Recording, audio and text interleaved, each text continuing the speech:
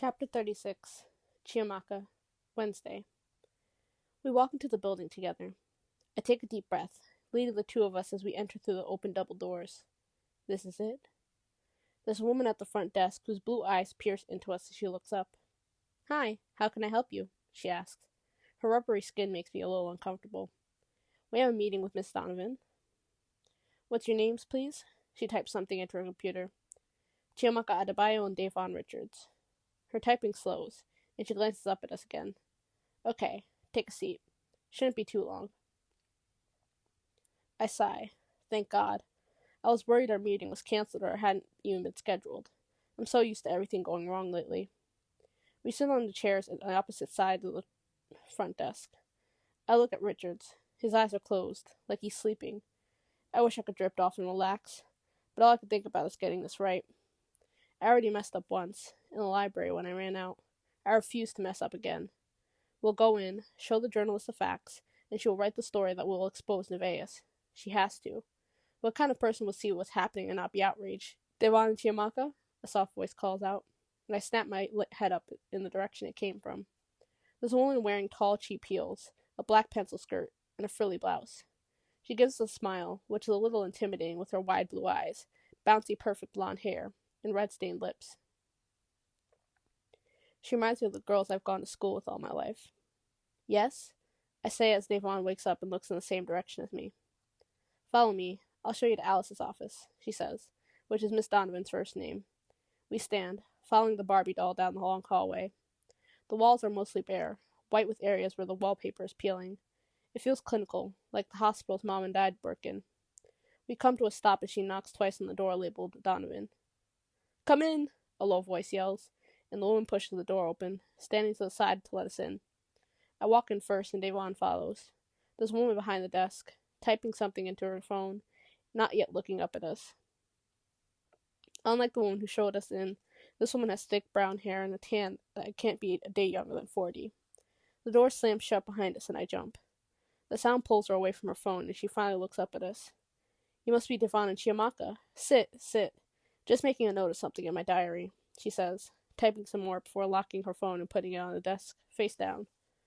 She leans in, chin resting on her folded hands as she smiles.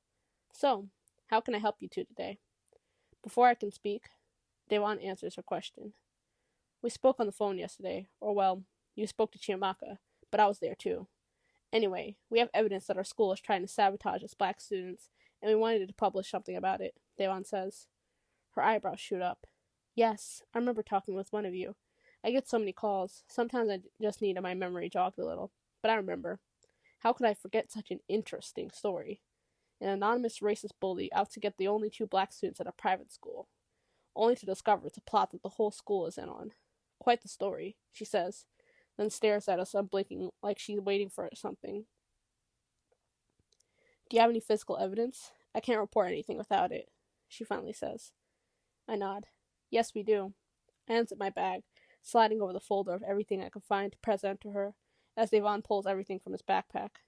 Miss Donovan picks my folder up and flips through the pages, her eyes getting wider, hungrier. If I were told about the story, I don't think I'd believe it, even with the evidence. It seems too twisted to be true. But Nevaeh is that twisted. I know that now. This is... The journalist starts, flipping another page. I swallow, leg bouncing up and down. Scared she'll say it's BS so that we're making this up. This is awful. I've never seen a story like it before, she says, looking back up at us. You kids have gone through so much. I'm so sorry. I feel relieved. My eyes water, but I blink away the tears. She believes us. Could you run a story? Get some coverage on the paper? I ask. She shakes her head and the sinking feeling returns. What does she mean, no? I can do something even better for you guys. Miss Donovan leans back, a serious expression on her face as she brings her fingers up to her chin. People don't read papers these days.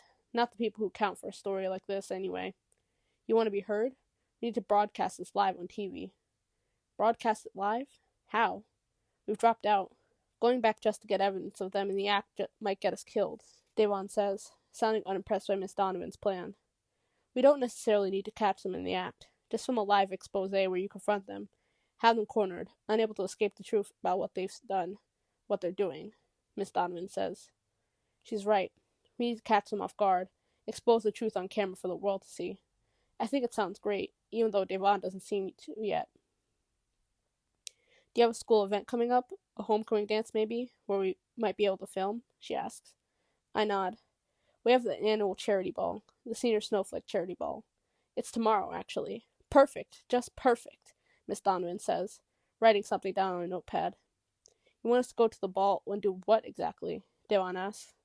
Still snippy, still rude. I wonder what's up with him. I know he wasn't entirely convinced that we should talk to this journalist, but he's here. He didn't have to come. Miss Donovan remains unbothered by his tone. Give a speech. Tell them how you feel, what they've done to you.